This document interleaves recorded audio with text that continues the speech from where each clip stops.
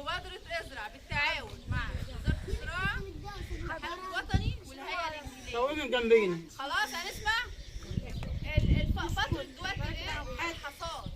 يعني هنقول ايه؟ الحصاد وتقليل الفقد. تقليل الفقد بتاع الايه؟ بتاع القمح. عشان وانت بتحصدي تقللي الفقد ازاي؟ خلاص؟ بيقول لك تمنع الحصاد يبقى في فترة في شهر 4 وفي شهر 5. يعني أواخر 4 من طول وفي ايه؟ وفي شهر 5 وأوائل 5. خلاص يا حلوين؟ بتمنع الري امتى؟ اسمعي الكل. هنمنع الري امتى؟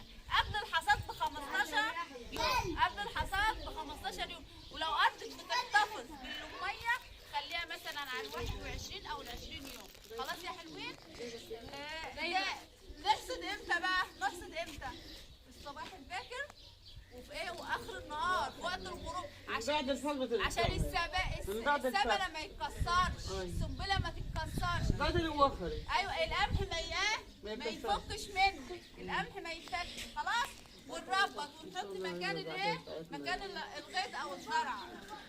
نعرف ان هو نقلل نسبه الرطوبه ازاي. نسنس القمحيه دي طريه ولا ناشفه على سنتنا او ضرسنا كده.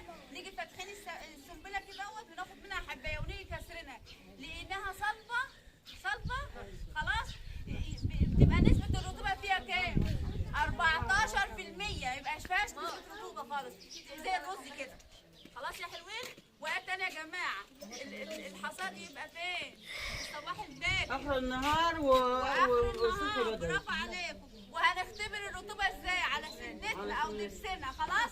لا اسمع، عشان ايه يا جماعه بقى؟ عشان ولا تسوس ولا تعفن. خلاص؟ ولا تسوس ولا تعفن. ايوه بتسوس وبتعفن. خلاص؟ نجيب الآلة بتاع الحصاد فين؟ جنب الغيط، جنب القمح، قلب الدراس. ألف سلام. تعالي نجيبها امتى؟ هنجيبها جنب الزرع. عشان ايه؟ عشان ما تتفردش منا القمحية، عشان القمحية ما تتفردش منا. خلاص؟ ونعمل ايه تاني؟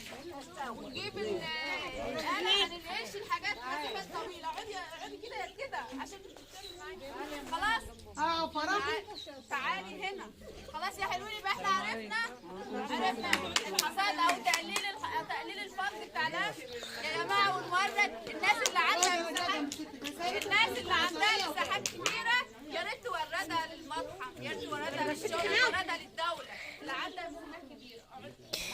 خلاص؟ يبقى احنا عرفنا اللي عنده مثلا 3 4 قراريط 5 قراريط ده الاكل بيته. خلاص؟ لكن عندك مساحات كبيره ورديها للدوله، ورديها للمصرف. اما هو برضه من الارض عنده قمح كتير يجيبوا الجمعيه. يجيبوا الشونه. خلاص؟